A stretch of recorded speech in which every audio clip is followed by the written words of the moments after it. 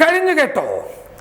നിങ്ങൾ ഭയപ്പെടുത്തിക്കഴിഞ്ഞാൽ, നിങ്ങൾ വിരട്ടിക്കഴിഞ്ഞാൽ, ഓച്ചാനിച്ചു നിന്നുകൊണ്ട്, നിങ്ങളുടെ മുന്നിൽ കൈകൂപ്പി നിന്നുകൊണ്ട് ജീവന് യാചിക്കുന്ന കാലം കഴിഞ്ഞു പോയിരിക്കുകയാണ്.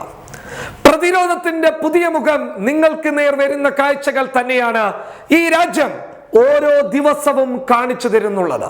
അതായത് വിരട്ടാൻ വന്നു കഴിഞ്ഞാൽ നിങ്ങളെ തിരിച്ചു വിരട്ടി ഓടിപ്പിക്കുന്ന കാലം ദാ തുടങ്ങിക്കഴിഞ്ഞിരിക്കുകയാണ്. കോയമ്പത്തൂരിലെ വാനതി ശ്രീനിവാസ്, അതായത് NDAയുടെ സ്ഥാനാർത്ഥിയുടെ ശക്തമായ പ്രചരണത്തിന് വേണ്ടിയിട്ട് UP-യിൽ നിന്ന് യോഗി ആദിത്യനാഥ് കഴിഞ്ഞ ദിവസം കോയമ്പത്തൂരിൽ വന്നിരുന്നു.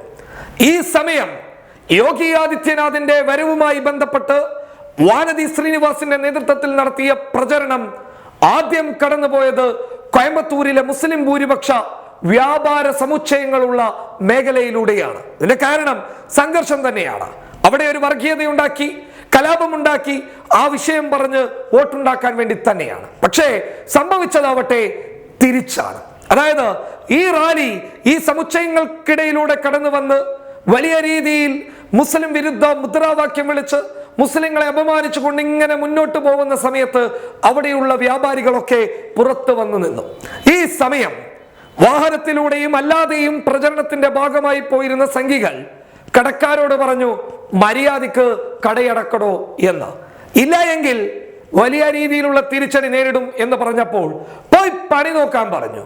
ഞങ്ങൾ അടക്കുന്നില്ല, നിങ്ങൾ കഴിയുമെങ്കിൽ അതൊന്ന് ചെയ്തു കാണിക്കുക എന്ന് പറഞ്ഞപ്പോൾ ഇവന്മാർ അവിടെ നിന്ന് തടി തപ്പി.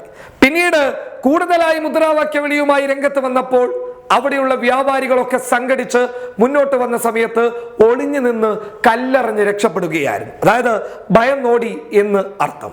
അങ്ങനെ കോയമ്പത്തൂരിലെ ആ വർഗീയ കലാപത്തിനുള്ള പ്ലാൻ 8 നിലയിൽ പൊട്ടി എന്ന് മാത്രമല്ല, ആ വഴിയിൽ ഇനി സംഘികൾക്ക് വരിക എന്നുള്ളത് ഇത്തിരി പ്രയാസകരമായ അവസ്ഥ തന്നെയാണ്. കടകൾക്ക് നേരെ കല്ലെറിഞ്ഞ വിഷയവുമായി ബന്ധപ്പെട്ട് കൃത്യമായ നടപടി ഉണ്ടാകും എന്ന് അവിടെയുള്ള പോലീസ് ഉദ്യോഗസ്ഥന്മാർ എടുത്തു പറഞ്ഞു.